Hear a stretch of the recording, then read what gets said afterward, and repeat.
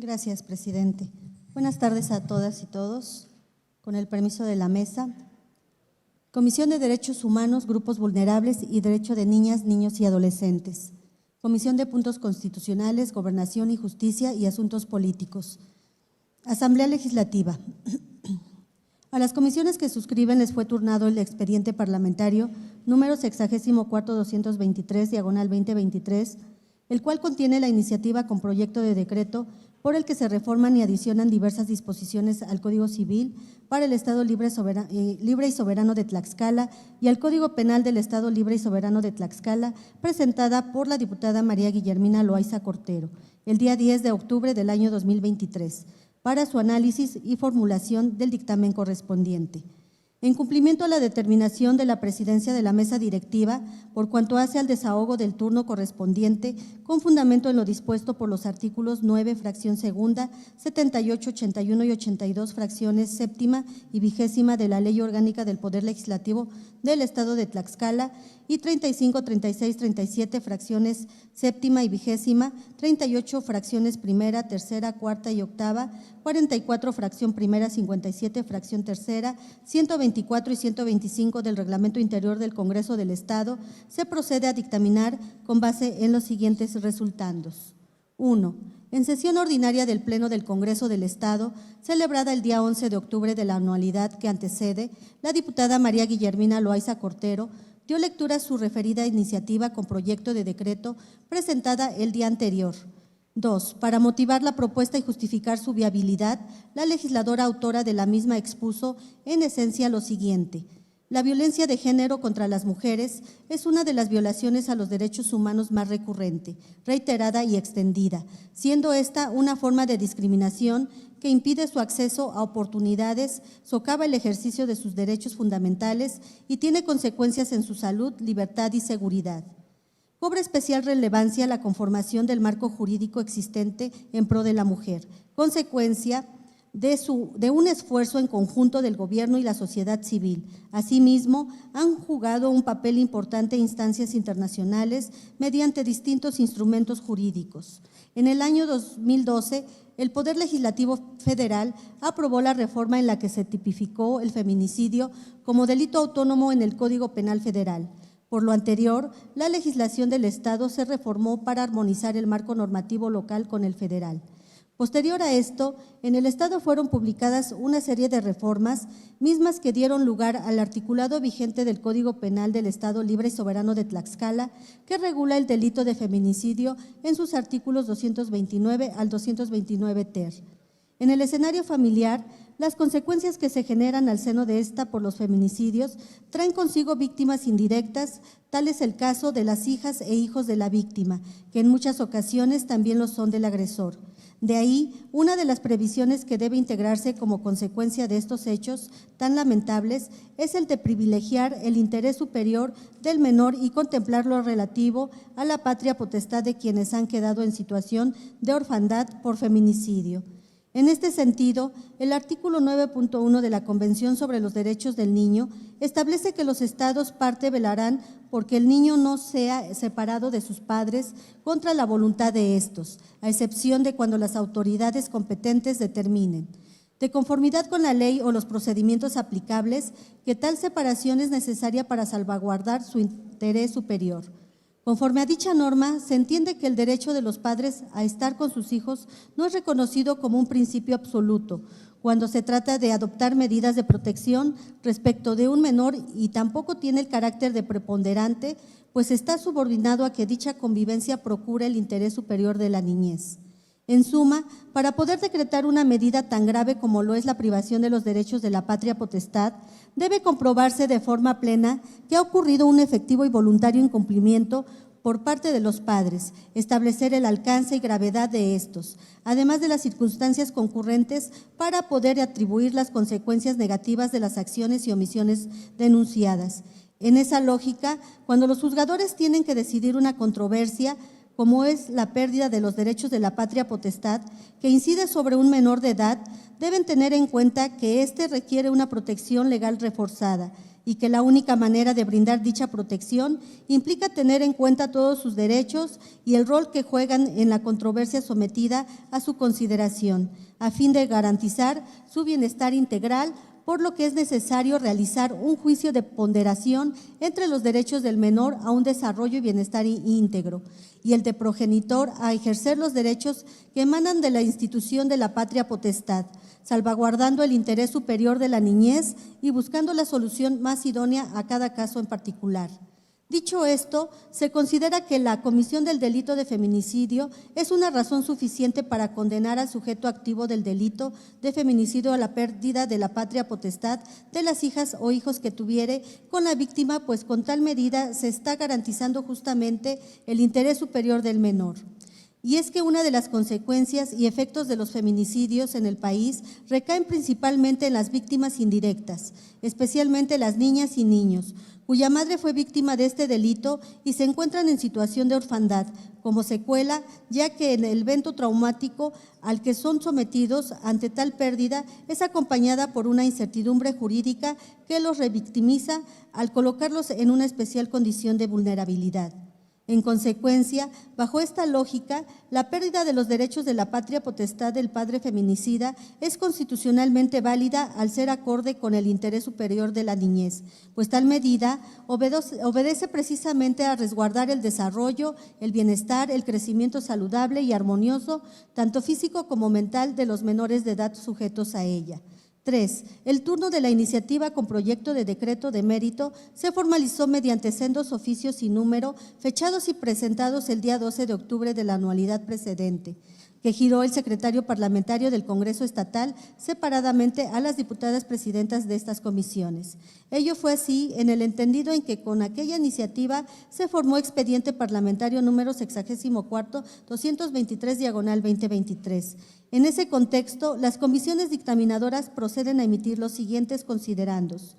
Fracción primera. En el artículo 45 de la Constitución Política del Estado Libre y Soberano de Tlaxcala establece que las resoluciones del Congreso tendrán el carácter de leyes, decretos o acuerdos. La citada clasificación de las resoluciones que emite este poder soberano es retomada en sus términos en el numeral 9 de la Ley Orgánica del Poder Legislativo del Estado de Tlaxcala, disposición legal que en su fracción segunda define al decreto como toda resolución sobre un asunto o negocio que crea situaciones jurídicas concretas que se refiere a un caso particular relativo a determinado tiempo, lugar, instituciones o individuos. Fracción segunda. En el artículo 38, fracciones primera y séptima del Reglamento Interior del Congreso del Estado de Tlaxcala, se prevén las atribuciones genéricas de las comisiones ordinarias del Poder Legislativo local para recibir, tramitar y dictaminar oportunamente los expedientes parlamentarios y asuntos que les sean turnados, así como para cumplir con las formalidades legales en la tramitación y resolución de los asuntos que les sean turnados respectivamente. En lo específico, de la competencia de la Comisión de Derechos Humanos, Grupos Vulnerables y Derechos de Niñas, Niños y Adolescentes, se justifica en términos del numeral 44, fracciones primera y cuarta del Reglamento Interior del Congreso del Estado, en el que se dispone que conocerá de los asuntos relacionados con la promoción y defensa de los derechos humanos en el Estado y sus municipios, en el ámbito de su competencia, y proponer proyectos de iniciativas, programas y demás mecanismos que contribuyan a fortalecer el respeto y salvaguarda de los derechos humanos en nuestro Estado, de conformidad con las leyes vigentes, tratados y convenios internacionales sobre la materia asignados por nuestro país. Tratándose de la Comisión de Puntos Constitucionales, Gobernación y Justicia y Asuntos Políticos, en el artículo 57, fracción cuarta del reglamento invocado, se establece que le corresponde el conocimiento de las iniciativas de reformas, adiciones y derogaciones a la legislación administrativa, civil y penal. Por ende, dado que la materia a analizar consiste en una iniciativa tendente a reformar las leyes sustantivas civil y penal, en lo tocante a circunstancias concernientes al ejercicio de la patria potestad y específicamente a la suspensión o pérdida de los derechos inherentes a esta respecto a quienes la ejerzan, con perspectiva de protección de los derechos humanos de niñas, niños y adolescentes sujetos a dicha figura jurídica, dando preeminencia al principio de interés superior de la niñez, es de concluirse que estas comisiones son competentes para dictaminar al respecto.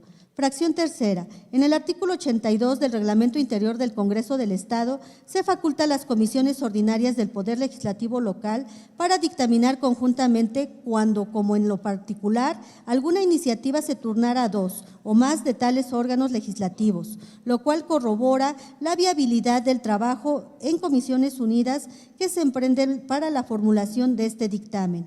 En ese sentido, a efecto de establecer criterios respecto a la procedencia de la iniciativa relacionada, estas comisiones dictaminadoras realizarán el análisis jurídico correspondiente en los términos de los considerados subsecuentes. Fracción cuarta. En el artículo 1 de la Constitución Política de los Estados Unidos Mexicanos se prevé que todas las personas gozarán de los derechos humanos cuyo ejercicio no podrá suspenderse ni mucho menos restringirse, salvo en las condiciones y casos establecidos por la Carta Magna. También se establece que todas las autoridades en el ámbito de sus competencias tienen la obligación de promover, proteger, respetar y garantizar los derechos humanos de conformidad con los principios de universalidad, interdependencia, invisibilidad y progresividad, inhibiendo toda discriminación, ya sea por origen étnico o nacional, el género, la edad, las discapacidades, condición social, condiciones de salud, cuestiones de religión, las opiniones, preferencias sexuales, el estado civil o cualquier otra cosa que atente contra la dignidad humana y o los derechos y libertades de las personas. En ese contexto, una de las conductas que atenta contra los hechos humanos es aquella generada por la violencia, esta última entendida como el uso intencional de la fuerza física o el poder real o como amenaza contra uno mismo, una persona, grupo o comunidad que tiene como resultado la probabilidad de daño psicológico, lesiones, la muerte, privación o mal desarrollo. Fracción quinta. La Organización de las Naciones Unidas ha definido la violencia contra la mujer como todo acto de violencia de género que resulte o pueda tener como resultado un daño físico, sexual o psicológico para la mujer, inclusive las amenazas de tales actos, la coacción o la privación arbitraria de libertad, tanto si se producen en la vida pública como en la privada. En tal virtud, la violencia contra las mujeres se puede manifestar de diferentes maneras, como puede ser amenazas, intimidación, violación, privación de la libertad o tortura, entre muchas otras que pueden o no derivar en la muerte.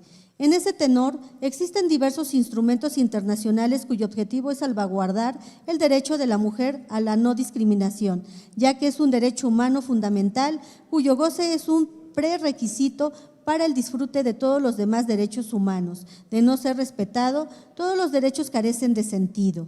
Fracción sexta. En México, el Congreso de la Unión expidió la Ley General de Acceso de las Mujeres a una vida libre de violencia, con el objetivo de prevenir, sancionar y erradicar las violencias contra las mujeres, adolescentes y niñas, así como los principios y mecanismos para el pleno acceso a una vida libre de violencia, así como para garantizar el goce y ejercicio de sus derechos humanos y fortalecer el régimen democrático establecido en la Constitución Política de los Estados Unidos Mexicanos. Dicho ordenamiento contempla tipos de violencia contra las mujeres y modalidades de la misma, entre las que se encuentra violencia feminicida, entendida como la forma extrema de violencia de género contra las mujeres, las adolescentes y las niñas, producto de la violación de sus derechos humanos y del ejercicio abusivo del poder, tanto en los ámbitos público y privado, que puede conllevar impunidad social y del Estado.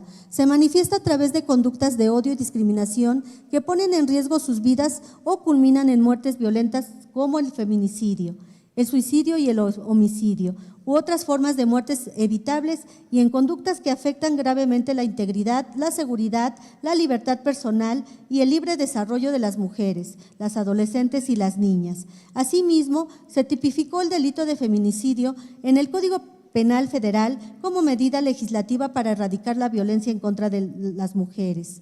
Fracción séptima. En el estado de Tlaxcala, a toda persona le asisten los derechos humanos reconocidos en la Constitución Política de los Estados Unidos Mexicanos y los previstos en los tratados internacionales incorporados al orden jurídico mexicano, así como los que se reconocen en la Constitución Política local.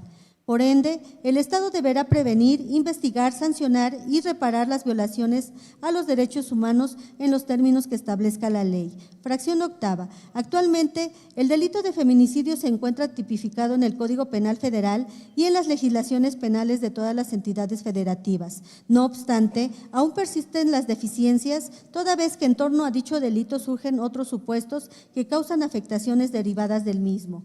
La comisión del delito de feminicidio trae consecuencias severas. La principal es la pérdida de la vida de mujeres, acción que afecta directamente a la víctima. Sin embargo, existen afectaciones indirectas, las cuales recaen en los hijos de la víctima, pues genera la ausencia de ésta, lo cual es particularmente sensible cuando dichos descendientes lo son también del sujeto activo del delito. Por ende, como acertadamente lo advirtió la iniciadora, resulta necesario preponderar el principio de interés superior de la niñez y lo relativo a fijar un régimen legal adecuado a la patria potestad para brindar a niñas, niños y adolescentes la más amplia protección, considerando que habrán quedado en situación de orfandad. En efecto, las personas menores de edad, víctimas indirectas del delito de feminicidio, son quienes por motivo de su edad y la etapa inherente de su desarrollo cognitivo resienten las secuelas por la pérdida de su madre.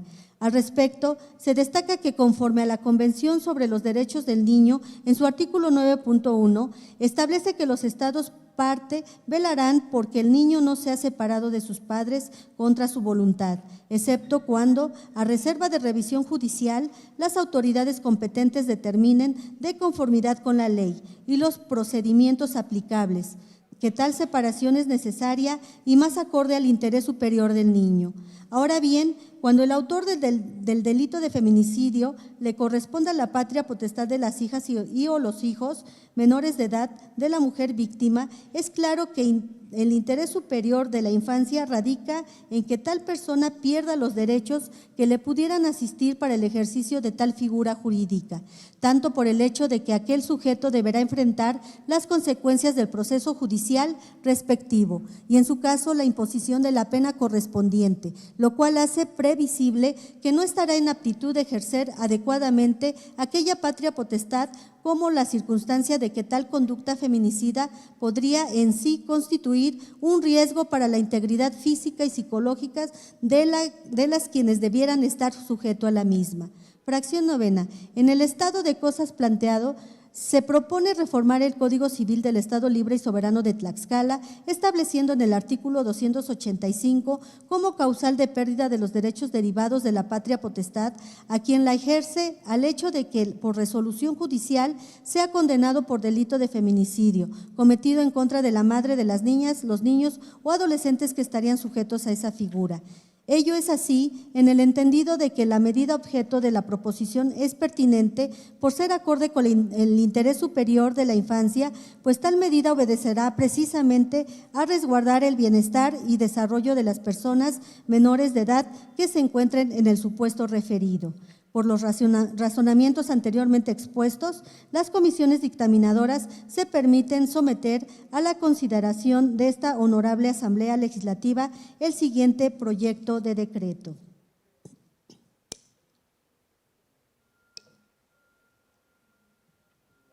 Artículo primero.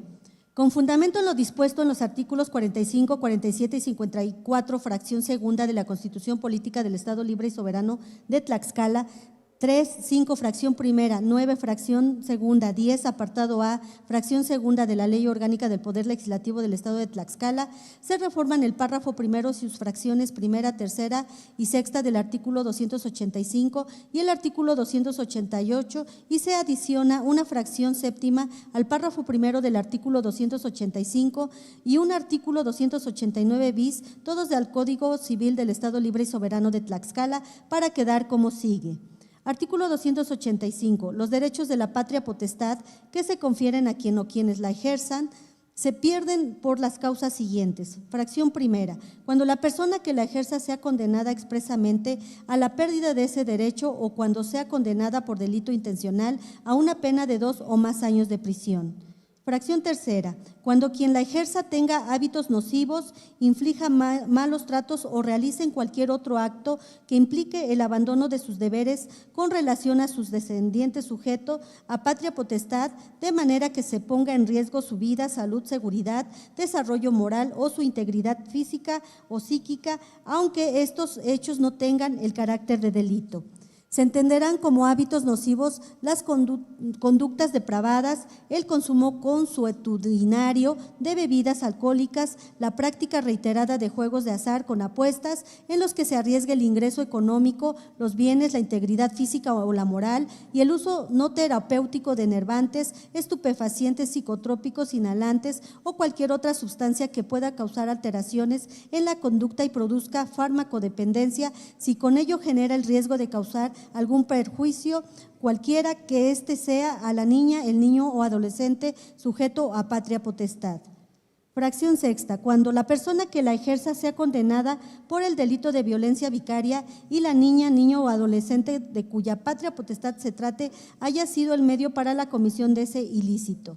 Fracción séptima, cuando quien la persona que la ejerza sea condenada por el delito de feminicidio cometido en agravio de la madre de la niña, el niño o adolescente sujeto a patria potestad. Artículo 288. Los derechos que confiere la patria potestad se suspenden. Artículo 289 bis. Sin perjuicio de lo dispuesto en el artículo anterior, el juez puede, en beneficios de las niñas, niños y adolescentes, modificar el ejercicio de la patria potestad o custodia cuando ésta se haya decretado judicialmente, ya sea con carácter provisional o definitivo respecto a ellos. Fracción primera, cuando quien la ejerza realice alguna conducta para evitar la convivencia de las niñas, niños y adolescentes con la persona o personas que tengan reconocido judicialmente su derecho a la misma. Y fracción segunda, cuando exista auto de vinculación a proceso dictado por delito de feminicidio cometido en agravio de la madre de las niñas, niños y adolescentes sujetos a patria potestad.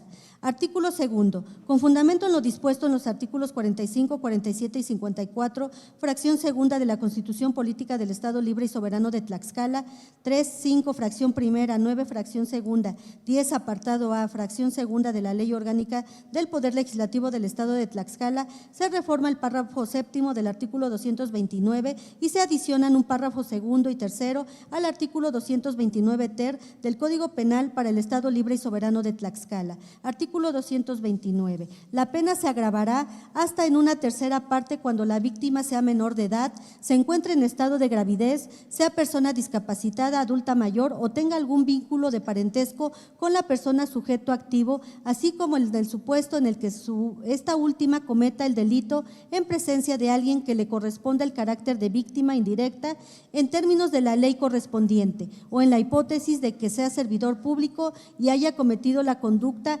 valiéndose de esta condición. Artículo 229 ter. Si la persona sujeto activo del delito tuviera el carácter de ascendente en la línea recta de alguna hija o algún hijo menor de edad de la víctima, perderá o no podrá ejercer respecto a esa niña, niño o adolescente la patria potestad, la guarda y custodia y el derecho a régimen de visitas y convivencia, en la medida en que ello se acorde al principio de interés superior de la niñez, así como los derechos a heredar por sucesión legítima y alimentos que pudieran corresponderle. En todo caso, se ordenará a las autoridades competentes que brinden la protección y otorguen la prestación de los servicios de ayuda inmediata, asistencia, atención y reparación integral del daño a las niñas, los niños y adolescentes que hubiesen quedado en situación de orfandad por feminicidio o que hubieran presenciado la comisión de ese delito.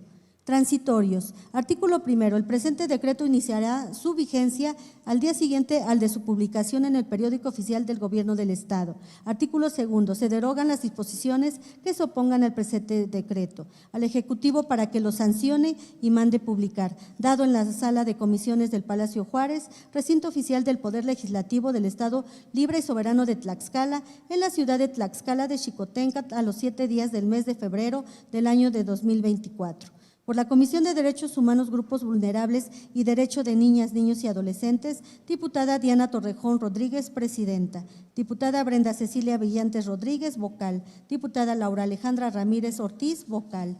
Diputado Juan Manuel Cambrón Soria, vocal. Diputada Lupita Cuamatzi Aguayo, vocal. Diputada Lorena Ruiz García, vocal. Diputado Vladimir Zainos Flores, vocal. Por la Comisión de Puntos Constitucionales, Gobernación y Justicia y Asuntos Políticos, diputada Reina Flor Baez Lozano, presidenta. Diputado Eber Alejandro Campe Chavelar, vocal. Diputado Jorge Caballero Román, vocal. Diputada Gabriela Esperanza Brito Jiménez, vocal. Diputada Maribel León Cruz, vocal. Diputada Laura Alejandra Ramírez Ortiz, vocal. Diputada Mónica Sánchez Angulo, vocal. Diputado José Gilberto Temolsin Martínez, vocal. Diputado Lenin Calva Pérez, vocal. Diputado Juan Manuel Cambrón Soria, vocal. Diputado Vicente Morales Pérez, vocal. Diputada Diana Torrejón Rodríguez, vocal. Diputado Rubén Terán Águila, vocal. Es cuanto, presidente.